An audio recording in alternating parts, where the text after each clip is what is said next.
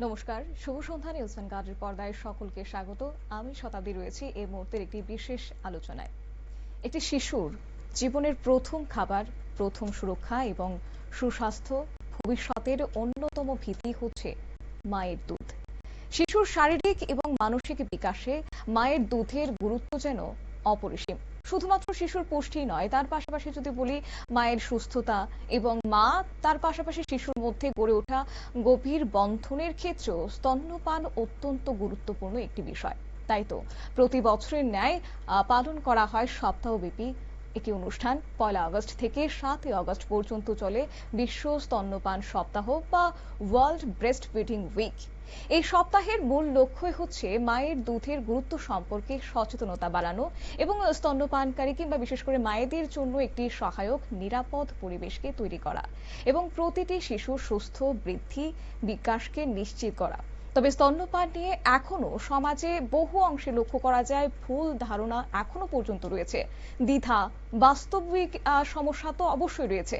তাই আজকের এই টক শোতে আমরা সেই বিষয়গুলি সম্বন্ধে জানবো। শিশুর জন্য মায়ের দুধ কেন এত গুরুত্বপূর্ণ, কতদিন পর্যন্ত একটি শিশুকে শুধুমাত্র তার মায়ের দুধ দেওয়া উচিত এবং স্তন্যপান করানোর ক্ষেত্রে মায়েদের কি কি বিষয় জানা প্রয়োজন, কতটা সতর্ক বার্তা মেনে চলা প্রয়োজন, সেই সম্বন্ধ নিয়ে আমরা আলোচনা করব। আজকের এই অনুষ্ঠানে আমাদের সঙ্গে রয়েছেন বিশেষজ্ঞ শিশু রোগ বিশেষজ্ঞ ডাক্তার সায়ন কুমার দাস। তিনি বর্তমানে টিএমসি এবং doctor B.R.. Ambedkar teaching hospital আগরতলায় ডিপার্টমেন্ট অফ পেডিয়াট্রিশিয়ান্স কনসালটেন্ট পেডিয়াট্রিশিয়ান্স হিসেবে কর্মরত রয়েছেন। আপনাকে স্বাগত জানাচ্ছি নিউজ ভ্যানগার্ডের আজকের বিশেষ আলোচনাতে। একটা শিশুর ক্ষেত্রে জীবনের প্রথম খাবার হচ্ছে তার মায়ের দুধ, খিদা মেটানোর ক্ষেত্রে হোক কিংবা একটা শিশুর সুস্থ ভবিষ্যৎ গঠনের ক্ষেত্রে হোক। তাই এই স্তন্যপান যে সপ্তাহটা পালন করা হচ্ছে সেটা কতটা গুরুত্বপূর্ণ, কি বলবেন? শুরুতে এই বিষয়টা জানতে চাই। নমস্কার, আমি প্রথমেই নিউজ ভ্যানগার্ডের সমস্ত দর্শকবৃন্দকে জানাই আগাম শুভেচ্ছা। Actually Indian Academy of Pediatrics IAP এবং ডাব্লিউএইচও ইউনিসেফের সম্মিলিত প্রচেষ্টায় আগস্টের প্রথম সপ্তাহ, that is August 1 to August 7 world breastfeeding week হিসেবে সেলিব্রেট করা হয়। তো এই বছরের থিম হলো breastfeeding for a sustainable start and strengthen what works. তো সেই মানে থিমের উপর ভিত্তি করেই আইপি ত্রিপুরা স্টেট ব্রাঞ্চ বিভিন্ন প্রাথমিক চিকিৎসা কেন্দ্র এবং কমিউনিটি লেভেল থেকে শুরু করে টার্সিয়ারি লেভেল সমস্ত হসপিটালে আমরা ব্রেস্ট ফিডিং অ্যাওয়ারনেস উইক পালন করে যাচ্ছি।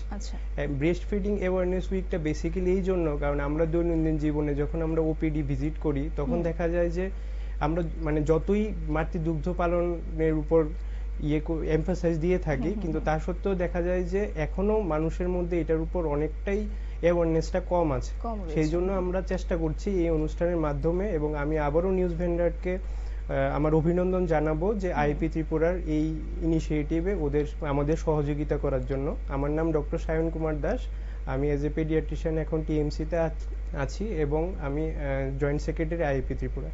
আচ্ছা, তার পাশাপাশি মায়ের দুধের মধ্যে এমন অনেক গুরুত্বপূর্ণ উপাদান রয়েছে যা শিশুর রোগ প্রতিরোধ ক্ষমতা গড়ে তুলতে একটা সহায়ক ভূমিকা পালন করে। তাই অনেক বিশেষজ্ঞ মায়ের দুধকে শিশুর প্রথম টিকা হিসেবে কিন্তু উল্লেখ করে থাকেন। তাই সেক্ষেত্রে স্যারের কাছ থেকে জানতে চাইবো যে মায়ের দুধকে কেন শিশুর প্রথম টিকা হিসেবে বিবেচনা করা হয়? অ্যাকচুয়ালি শিশুর প্রথম যে 6 মাস সেখানে ব্রেস্ট ফিডিংই অনলি সোর্স অফ অ্যান্টিবডিজ, মানে শিশুর যে রোগ প্রতিরোধ ক্ষমতা তা স্টার্ট হয় ব্রেস্ট ফিডিং দিয়ে, এবং তা অবশ্যই মানে যে কোনো জন্মগ্রহণের অ্যাজ সুন অ্যাজ পসিবল সেটা স্টার্ট করা উচিত। নর্মালি আমরা ফার্স্ট আওয়ারে সেটা ট্রাই করি যেটা ইনিশিয়েট করার, যেটাকে গোল্ডেন আওয়ার বলা হয়। মাতৃদুগ্ধের মধ্যে আছে পর্যাপ্ত পরিমাণে ইমিউনোগ্লোবুলিন, দেন লেকটোফেরিন, দেন বিভিন্ন ধরনের আইসো এনজাইমস, যেগুলি শিশুর মানে সার্বিক বিকাশে এবং রোগ প্রতিরোধে, যেমন বিভিন্ন রোগ যেমন নিউনেটাল সেপসিস বলুন, ডায়রিয়া বলুন, নিউমোনিয়া বলুন, তাছাড়া এই ধরনের বিভিন্ন রোগগুলি প্রতিরোধ করতে শিশুকে সাহায্য করে। একেবারেই। এবং একটা শিশু যখন ভূমিষ্ঠ হয় তখন তার কাছে কয়েক ঘন্টা অত্যন্ত গুরুত্বপূর্ণ, সেটা শিশুটার জন্য, সেটা তার মায়ের জন্য। এবং এই সময়ের সঙ্গে মায়ের বিশেষ করে যদি বলি যে দুধ খাওয়ানোটা অত্যন্ত গুরুত্বপূর্ণ হয়ে যায়, কিন্তু প্রশ্নটা হচ্ছে যে কতক্ষণ পর সেই শিশুটাকে দুধটা খাওয়ানো উচিত সেটা অনেকেই হয়তো জানে না। সেই বিষয়টা সম্বন্ধে যদি আমরা মানে অ্যাজ পার গাইডলাইন আমরা বলি as soon as possible breast feeding should be initiated. কিন্তু প্রথম যে আওয়ারটা মানে আমরা প্রথমে দেখতাম যে আফটার সিএস ডেলিভারি মানে দু ধরনের delivery, normal delivery and caesarean section. তো প্রথমে আমরা বলতাম যে within 30 minutes of normal birth and within 1 hour of caesarean delivery আমাদের ব্রেস্ট ফিডিংটা ইনিশিয়েট করা উচিত। কিন্তু এখন যে লেটেস্ট গাইডলাইন তাতে এমফাসাইজ দেওয়া হয় যে as soon as possible after birth যাতে ব্রেস্ট ফিডিংটা ইনিশিয়েট করা হয়। অর্থাৎ একটা শিশু জন্মের পর বিশেষজ্ঞ যারা চিকিৎসকরা রয়েছেন তারা কিন্তু সত্যি অর্থেই মায়েদেরকে বলে থাকেন যতটা দ্রুত সম্ভব শিশুকে যেন স্তন্যপান করানো হয়। এবং একটা শিশুর জন্মের পর মায়ের স্তন থেকে যে হলুদাভ ঘন দুধ বের হয় সেটিকে অনেক ক্ষেত্রে ভুল ধারণা হিসেবে বিবেচনা করা হয় বাসি দুধ, কিংবা মনে করা হয় যে সেটা জরুরি নয়। অথচ সেক্ষেত্রে মানে কেউ কেউ বলে থাকেন সেটাকে শাল দুধ। এই বিষয়টা সম্বন্ধে যদি একটু বিস্তারিত তুলে ধরেন। এবং মানে খুবই একটা ভ্রান্ত ধারণা, যেটা আমি মোস্ট কমনলি আমার ওপিডি তে যখন আমরা পেশেন্ট অ্যাটেন্ড করি, যেটা আমরা মোস্ট কমনলি ত্রিপুরাতেও পেয়ে থাকি। একটা এরকম ধরনের কনসেপ্ট আছে যে শাল দুধ মানে যেটাকে আপনার প্রথম দুধ বলা হয়, যেটি ইজ কোলোস্ট্রাম। ওইটার মধ্যে কি হয় যে ওটা একটু গাঢ় কালারের হয়, গাঢ় হলুদ রঙের হয়। তো অনেকেরই একটা ভ্রান্ত ধারণা গ্রামে গঞ্জে এখনো প্রচলন আছে যে এই দুধটা নাকি শিশুর জন্য খারাপ। কিন্তু মানে this is the most important thing for a babies life. আমরা যে কোলোস্ট্রামটা থাকে মাতৃদুগ্ধের, সেটার মধ্যে মানে সাফিসিয়েন্ট অ্যামাউন্ট অফ ইমিউনোগ্লোবুলিন থাকে, এবং সেটার থেকে বঞ্চিত করা মানে কোনো একটা বাচ্চাকে মানে অজানা রোগ জীবাণুর মধ্যে ছেড়ে দেওয়া। হ্যাঁ, ওদের ইমিউনিটিটাকে আমরা অনেকটাই ডিপ্রাইভ করি যদি আমরা সেটা না দিয়ে থাকি। আচ্ছা, এই কোলোস্ট্রামটা কি কখনো এটাকে ফেলে দেওয়া উচিত? না, একদমই না। হ্যাঁ, কোলোস্ট্রামটা অবশ্যই প্রত্যেক বাচ্চার, আমি বলবো it's a birth right of every children, যে শিশুর জন্মগত অধিকার যে মাতৃদুগ্ধ পান।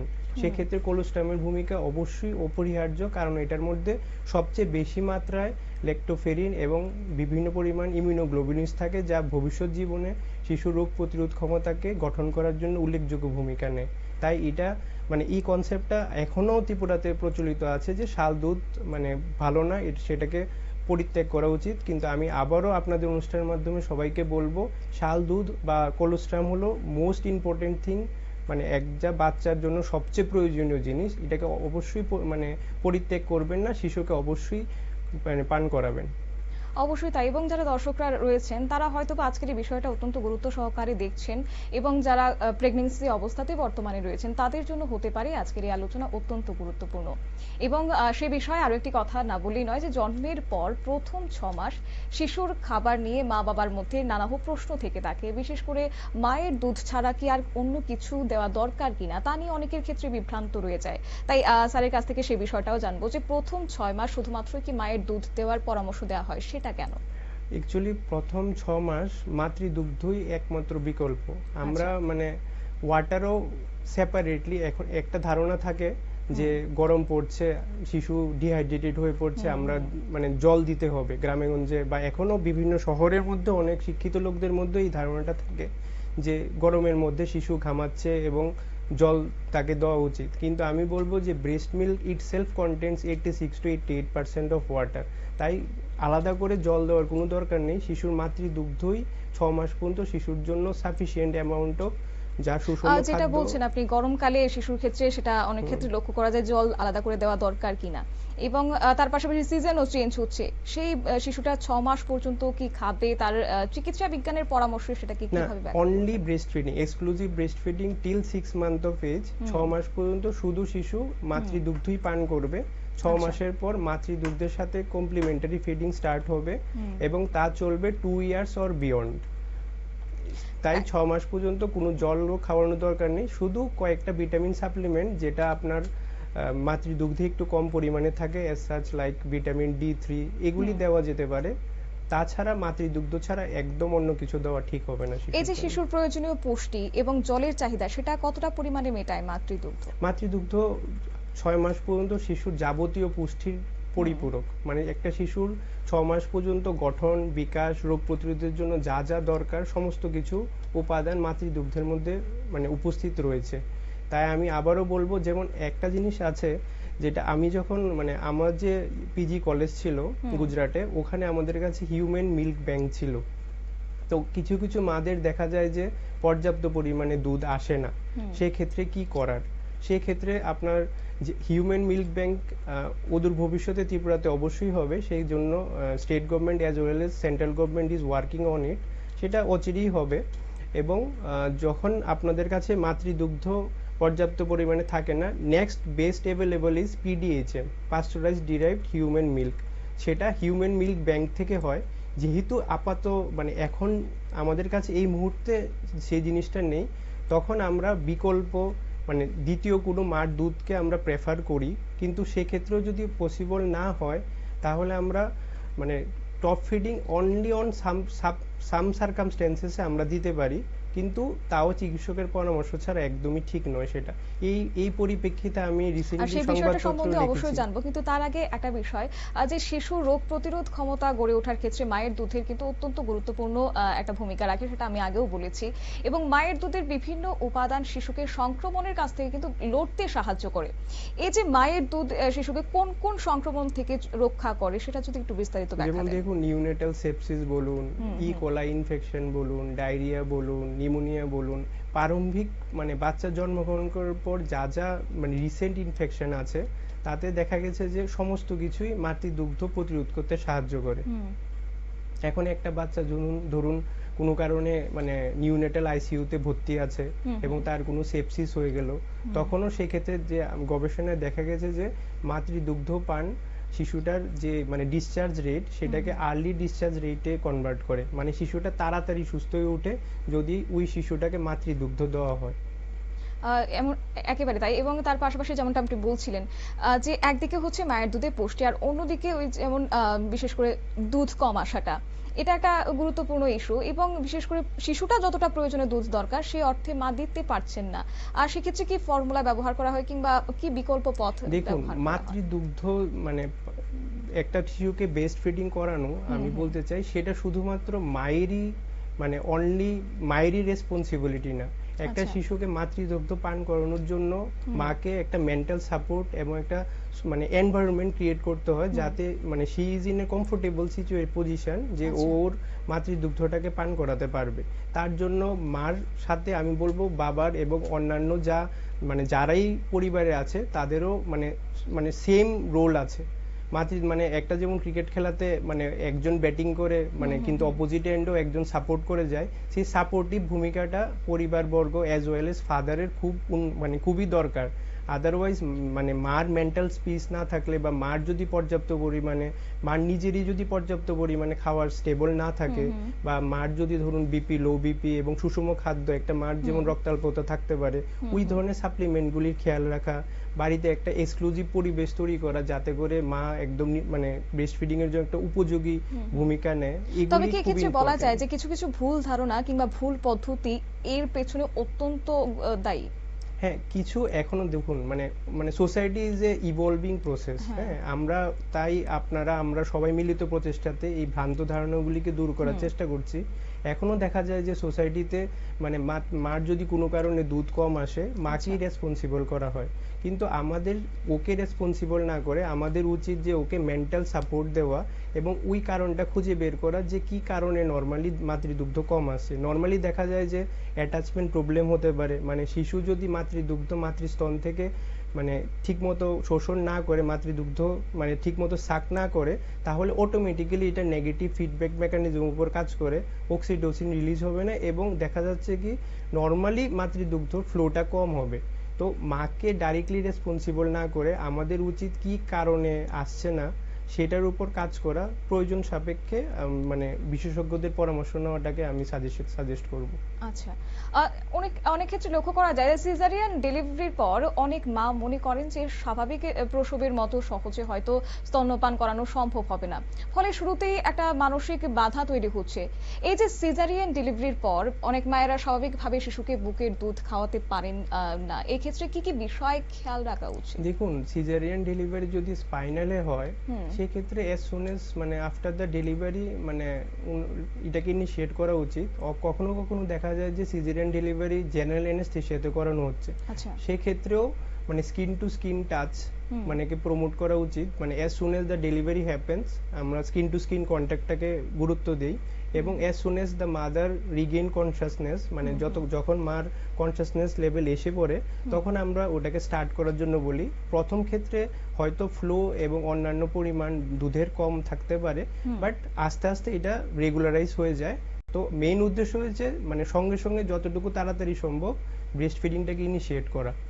আচ্ছা, মায়ের নিজের অসুস্থতা নিয়ে অনেক সময় কিন্তু পরিবারের মধ্যে আতঙ্ক তৈরি হয়, বিশেষ করে জ্বর সর্দি কাশি হলে সেটা তো অত্যন্ত আতঙ্কের কারণ হয়ে থাকে। এক্ষেত্রে শিশু মানে আপনারা যারা বিশেষজ্ঞরা রয়েছেন তারা কি পরামর্শ দেন? মায়ের সর্দি কাশি হলে, জ্বর হলে বুকের দুধ কি বন্ধ করে দেওয়া উচিত কিনা? সাধারণ সর্দি কাশি জ্বরের জন্য বুকের দুধ বন্ধ করার কোনো যৌক্তিকতা নেই। যদি কোনো মানে স্পেসিফিক কন্ট্রাইন্ডিকেশন থাকে যে কারণে বুকের দুধ দেওয়াটা বারণ, সেই ক্ষেত্রে ডক্টরের পরামর্শ অনুযায়ী বিকল্প ব্যবস্থা করা যেতে পারে। কিন্তু যদি আমি আবারও বলবো, যদি সাধারণ সর্দি কাশি হয়, কিছু বেসিক স্যানিটাইজেশন প্রোটোকলস বা মুখে মাস্ক পরতে পারে, হাত পরিষ্কার করে ধুতে পারে, properly feeding area, breastfeeding এরিয়াকে এরিওলা এন্ড ওয়াল ক্লিনিং করে সেটাকে মানে ইনিশিয়েট করা যেতে পারে। ওইটা অ্যাজ সাচ অ্যাবসলিউট কন্ট্রাইন্ডিকেশন না ব্রেস্ট ফিডিং বন্ধ করার। আচ্ছা, এছাড়া কর্মজীবী মায়েদের ক্ষেত্রে কি পরামর্শ দেবেন? অনেক ক্ষেত্রে লক্ষ্য করা যায় তারা কয়েকদিন রেস্ট নেওয়ার পর পরবর্তীতে তারা জয়েন করতে সেটা একটা মানে একদম প্র্যাকটিক্যাল কথা আপনি জিজ্ঞেস করেছেন। কারণ দেখা যায় যে মানে যে আমাদের যে এখন যে লিভটা আছে ম্যাটারনিটি লিভ, সেটা মানে 6 মাসের কি হয় মানে ডেলিভারি 1-1.5 মাস আগের থেকে নিতেই হয়, এবং সেটা 4 to 5 month of post pregnancy এটা শেষ হয়ে যায়। তখন এই প্রবলেমটা অ্যারাইজ করে, সেটা একটা প্র্যাকটিক্যাল প্রবলেম। কিন্তু সেই ক্ষেত্রেও চাইল্ড কেয়ার লিভ যেখানে অ্যাপ্লিকেবল ওইটার সুবিধা নেয় অনেকে। প্লাস আমি যেটা দেখেছি central government as well as state গভর্নমেন্টে ওয়ার্কিং প্লেসে আপনার ফিডিং পলিসি চালু রয়েছে। হ্যাঁ, সেই ক্ষেত্রে স্ট্রাগল অবশ্যই কিছুটা থাকে, সেটা আমি অবশ্যই মানছি, কিন্তু যেহেতু ব্রেস্ট ফিডিং পলিসি চালু রয়েছে সেক্ষেত্রে ওই পলিসির আওতায় মানে কিছুটা সুবিধা পাওয়া যায়। এখানে কি মায়ের দুধ মানে সংরক্ষণ করা বা সংগ্রহ করার আলাদা? সংরক্ষণ বলতে দেখুন, এটা আমরা রুল অফ 4 বলি। ব্রেস্ট ফিডিংটাকে রুম টেম্পারেচারে 4 আওয়ার্স আপনি সংরক্ষণ করতে পারবেন, আর মানে অ্যাজ লং এজ 6 আওয়ার্স পর্যন্ত করা যায়। এখন সেটা যদি ধরুন আমরা 4 ডিগ্রিতে রেফ্রিজারেট করছি, দেন এটাকে আপনি মানে 24 আওয়ার্স পর্যন্ত রাখতে পারবেন। আবার যদি ডিপ ফ্রিজার বা -18 ডিগ্রিতে করি তাহলে অ্যাজ লং এজ এটা 6 to 12 মান্থও করা যায়। হ্যাঁ, মানে সেটা ডিপেন্ড করে, বাট এতটা ডিটেলসে যাচ্ছি না। মানে for a working mother 4 hours আপনার রুম টেম্পারেচারে সংরক্ষণ করা আমি মনে করছি মোর দেন সাফিসিয়েন্ট। কর্মক্ষেত্রে একটা মায়ের কিভাবে একটা পরিবেশ তো দরকার, সেক্ষেত্রে কি কি সহায়তা দেওয়া যেতে পারে? দেখুন, কর্মক্ষেত্রে তো মানে mental support as well as the মানে হাজবেন্ড, মানে যেই সাপোজ ব্রেস্ট ফিডিং এর টাইমটাতে স্পুন ফিডিং করাতে পারে। হ্যাঁ, মানে যদি ব্রেস্ট ফিডিং পসিবল না হয়, দ্যাট মাদার ক্যান মানে এক্সপ্রেস করে মিলটাকে স্টোর করে রাখবে, তারপর ওই যে সময়ে হাজবেন্ড বা অন্য পরিবারের যে কেউ সেটাকে স্পুন ফিডিং করাতে পারে। সেই ক্ষেত্রে কি হবে, ব্রেস্ট ফিডিং পসিবল মানে এক্সক্লুসিভলি পসিবল না হলেও মানে শিশুটা মানে মায়ের দুধ থেকে বঞ্চিত হবে না। ওর হয়তো রুট অফ অ্যাডমিনিস্ট্রেশনটা ভিন্ন হবে, ডাইরেক্টলি ও ল্যাচ করবে না, কিন্তু ওর অ্যাটলিস্ট স্পুন ফিডিং এ মানে ওই বাচ্চাটা কন্টিনিউ করতে পারবে ব্রেস্ট ফিডিংটা। তার পাশাপাশি বিশেষ কিছু ক্ষেত্রে লক্ষ্য করা যাদের যমজ সন্তান হয় তাদের ক্ষেত্রে কি করণীয়? না, যমজ সন্তানের জন্য একটা জিনিস দেখা যায় যে আপনার মানে হয়তো পর্যাপ্ত পরিমাণে মিল্ক আসে না। হ্যাঁ, সেই ক্ষেত্রে মানে side change of the breast এবং অল্টারনেট ফিডিং মেথডস লাইক মানে একজনকে ফিডিং করার কিছু গ্যাপ দিয়ে আরেকজনকে ফিডিং করা, ওইটা মানে করা যেতে পারে। আর বাকি মানে বিকল্প ব্যবস্থা যদি নাই হয়, মানে কোনো প্রবলেম আছে কিনা, প্রথমে তো আমরা দেখি যে অ্যাটাচমেন্ট রিলেটেড কিছু প্রবলেম আছে কিনা। তার সত্ত্বেও আর নর্মাল পজিশন মানে নর্মাল সার্কামস্টেন্সে যদি দেখা যায় যে মানে এভরিথিং গোজ ওয়েল, তাহলে যমজ বাচ্চাদের জন্য মানে মাতৃদুগ্ধ সাফিসিয়েন্ট মানে পসিবল। মানে আচ্ছা। এমন না যে যমজ বাচ্চা হয়েছে দেখে মার দুধ কম পড়ে যাবে, ব্যাপারটা সেরকম নয়। আচ্ছা, এছাড়াও অনেক ক্ষেত্রে বিশেষ পরিস্থিতির কথা যেহেতু বলছিলাম যে অপরিণত বা প্রিম্যাচিওর শিশুর ক্ষেত্রে বিশেষ যত্ন নেওয়ারও প্রয়োজন। এই প্রিম্যাচিওর শিশুর ক্ষেত্রে মায়ের দুধের গুরুত্ব কেন আরো বেশি বাড়ানো হয়, বা এই স্তন্যপান করানোর ক্ষেত্রে কি কি সতর্কবার্তা অবলম্বন করা যায় বলে মনে করছেন? প্রি মেচুর বেবিদের কি হয়, মানে ওদের একটু ইনফেকশনটার প্রিডিসপোজেন্স, মানে ইনফেকশনের চান্সটা বেশি থাকে, নিউনেটাল সেপসিস হওয়ার পসিবিলিটি একটু বেশি থাকে। সেক্ষেত্রে মানে মাতৃদুগ্ধ পান অবশ্যই করাতে হবে, যাতে নিয়মিত পরিমাণে ওর যে পর্যাপ্ত পরিমাণে অ্যান্টিবডি দরকার সেটা মাতৃদুগ্ধ থেকে পাওয়া যেতে পারে।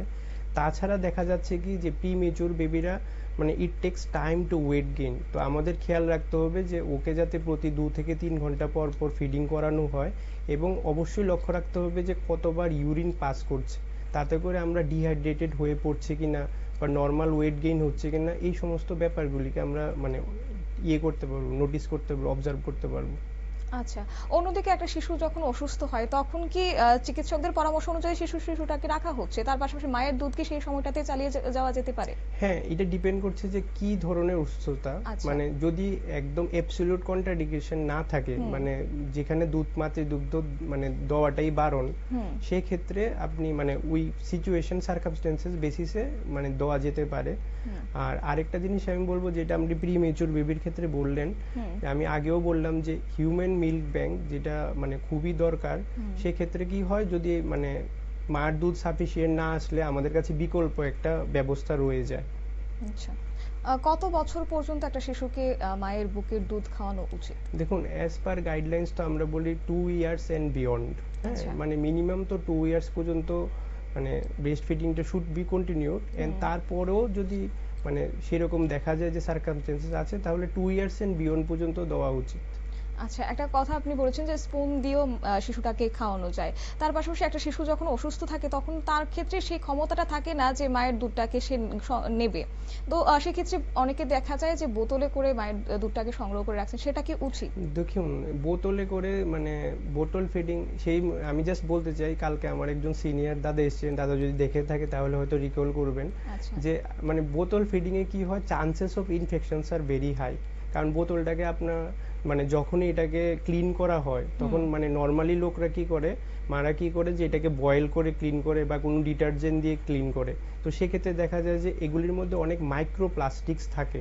তো মাইক্রোপ্লাস্টিক্স মানে is a very dangerous thing for a newborn.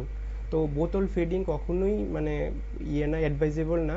সেই স্পুন মানে breast feeding followed by spoon feeding করা যেতে পারে, কাটুরি চামচ ফিডিং যেটাকে বলে। আচ্ছা, তাই যেহেতু আমরা প্রথমে বলেছিলাম যে এই যে ফিডিং এর বিষয়টা নিয়ে অনেক ক্ষেত্রে ভুল ধারণা থেকে থাকে, সমাজের বহু মানুষ বহু রকমের চিন্তা ভাবনা করছে, এমন কি কোনো বিষয় রয়েছে যে ভ্রান্ত ধারণাগুলি ভেঙে দেওয়া উচিত?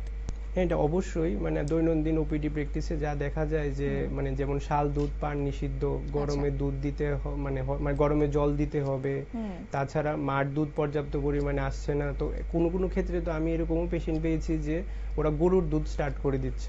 হ্যাঁ, তো এই ধরনের ভ্রান্ত ধারণা এখনো সমাজে আছে, বা মানে মার দুধ আসছে না তার জন্য মাই রেসপন্সিবল। তো কারণ সমাজে কাউকে রেসপন্সিবল করে দায়িত্ব এড়িয়ে যাওয়া, this is a most common thing in our society. মানে কাউকে আমরা জাস্ট মানে ওই ভিকটিম করে মানে ওইটাকে দায় করে যে মার দুধ আসছে না, মার মধ্যে কোনো প্রবলেম আছে তা বলে মানে এটাকে চালিয়ে দেওয়া। তো এই ধরনের সামাজিক প্রবলেম এখনো রয়ে গেছে সোসাইটিতে। মানে সেই ভ্রান্ত ধারণাগুলিকে দূর করে যাতে মাতৃদুগ্ধপানে মানে সবাইকে একটা অ্যাওয়ার্ড করা যায়, তার জন্য ইন্ডিয়ান একাডেমি অফ পেডিয়াট্রিক্স এর এই উদ্যোগ। সেক্ষেত্রে আরো একটা বিষয় জানতে চাইবো, এই মাকে দায়ী করা হয় যেমনটা আপনি বলছিলেন যে দুধ কম যখন আসে তখন কি করে যে ওষুধ সংগ্রহ করছেন, তার ওষুধ নিচ্ছেন, রীতিমতো মেডিসিন খাচ্ছেন, সেটা কি উচিত? না, মেডিসিনটা অ্যাকচুয়ালি কিছু কিছু মেডিসিন আছে যা মানে মার দুধটা কেন কম আসছে, যদি দেখা যায় যে ধরুন মানে ওর বিপি কম, সেক্ষেত্রে মানে কিছু প্রিকশন নিতে হয়, বা ওর থাইরয়েডের প্রবলেম আছে, বা ওর ডায়াবেটিস সংক্রান্ত কোনো ব্যাপার আছে, বা অন্যান্য কোনো সিস্টেমিক ডিজিজ আছে, সেই ক্ষেত্রে তো ওষুধগুলি নিতেই হয়। তারপরেও কিছু কিছু লিটারেচারে দেখা গেছে যে কিছু কিছু সাপ্লিমেন্টস মানে যেগুলি ভিটামিন জাতীয়, সেগুলি মানে গগ মানে কি করে ব্রেস্ট মিল্কটাকে উৎপাদন প্রোডাকশনে একটু হেল্প করে। যেমন কিছু মানে ধরুন অক্সিটোসিন ডেরিভেটিভ আছে, সেগুলি প্রোকাইনেটিক, মানে এগুলি দুধের ফ্লোটাকে বাড়াতে সাহায্য করে, as well as the production করতে সাহায্য করে। আচ্ছা, তার পাশাপাশি বাজারে বিভিন্ন ধরনের ফর্মুলা মিল্ক থাকে, সেগুলি অনেকেই ক্রয় করেন, যার ফলে বাবা মায়ের মধ্যে প্রশ্ন থাকে যে ফর্মুলা মিল্ক কি মায়ের দুধের সমান বিকল্প হতে পারে না, কিনা? ফর্মুলা মিল্ক কখনোই মার দুধের বিকল্প নয়, এবং আইএমএস যে অ্যাক্ট আছে, যা ইন্ডিয়ান একাডেমি অফ পেডিয়াট্রিক্সও এন্ডোর্স করে, ওটা অনুযায়ী ফর্মুলা মিল্ক 6 মাস পর্যন্ত একদমই দেওয়া উচিত নয়। আচ্ছা। হ্যাঁ, কারণ ফর্মুলা মিল্ক থেকে মানে অনেক স্টাডিজ আছে যেটা সাজেস্ট করেছে যে ফর্মুলা মিল্ক অনেক ধরনের রোগ মানে বাচ্চাদের মধ্যে সৃষ্টি করতে পারে, তাই ফর্মুলা মিল্ক 6 মাসের মধ্যে কখনোই দেওয়া উচিত নয়। আচ্ছা, তাহলে কোন পরিস্থিতিতে একটা শিশুকে এই ফর্মুলা মিল্ক দেওয়া প্রয়োজন হতে পারে? দেখুন, ফর্মুলা মিল্ক একটা কন্ট্রোভার্সিয়াল টপিক। প্রথমত অ্যাজ পার দ্য অ্যাক্ট সেটা কখনোই আমরা সাজেস্ট করি না। আচ্ছা। হ্যাঁ, কিন্তু কিছু কিছু ক্ষেত্রে দেখা যায় যে আমাদের কাছে মানে এক্সক্লুসিভ ব্রেস্ট ফিডিং পসিবল না, এবং আমাদের কাছে হিউম্যান মিল্ক ব্যাংকও অ্যাভেলেবল নেই। সেক্ষেত্রে মানে সিচুয়েশন বেসিসে অবশ্যই বিশেষজ্ঞ চিকিৎসকের পরামর্শ অনুযায়ী কিছু কিছু ক্ষেত্রে দেওয়া যেতে পারে, তবে সেটা একদমই ডিপেন্ড করছে কেস টু কেস বেসিসে, মানে নট অ্যাজ সাজ কি সবাইকে খাওয়াতে হবে। আমি আবারও বলছি, 6 মাস পর্যন্ত ফর্মুলা মিল্ক একদমই দেওয়া উচিত নয়। আচ্ছা, তবে অনুষ্ঠানের প্রায় শেষ পর্যায়ে রয়েছে, তাই শেষ প্রশ্নটা আমি করতে চাইছি যে বিশ্ব স্তন্যপান সপ্তাহ শুধুমাত্রই তো একটি সচেতনতা সপ্তাহ নয়, এটি মা এবং শিশুর সুস্থতা নিশ্চিত করতে একটা গুরুত্বপূর্ণ ভূমিকা অবশ্যই রয়েছে। কর্মক্ষেত্রের পাশাপাশি সম্মিলিত দায়িত্বের কথাও অনেক ক্ষেত্রে মনে করিয়ে দেন। তাই এই বিশ্ব স্তন্যপান সপ্তাহ উপলক্ষে আমাদের যারা দর্শক বন্ধুরা রয়েছেন, যারা নতুন মা বাবা হতে চলেছেন, তাদের উদ্দেশ্যে কি বার্তা থাকবে?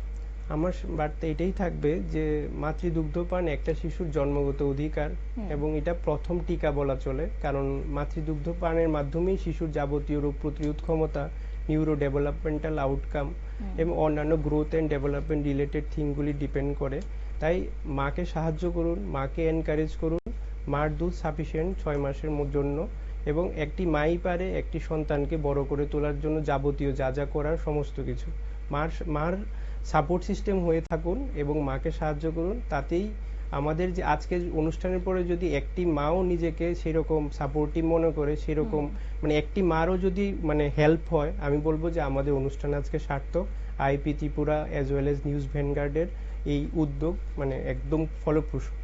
সত্যি তাই, অসংখ্য ধন্যবাদ স্যার, আপনি সময় দিয়েছেন এবং গুরুত্বপূর্ণ বিষয়গুলো তুলে ধরেছেন, এবং যারা শ্রোতা, যারা দর্শক বন্ধুরা রয়েছেন, তারা হয় মনে রাখতে হবে অবশ্যই যে একজন মায়ের পাশে দাঁড়ানো মানে শুধুমাত্র একজন মাকে নয়, বিশেষ করে একটি শিশুর সুস্থ ভবিষ্যতের পাশে দাঁড়ানো। তাই আজকের এই আলোচনা থেকে আমি বিদায় নিচ্ছি শতাব্দী, এবং আবারও অন্য কোনো বিষয় নিয়ে অবশ্যই থাকবো। ততক্ষণ পর্যন্ত দেখতে থাকুন নিউজ ভ্যানগার্ড। নমস্কার।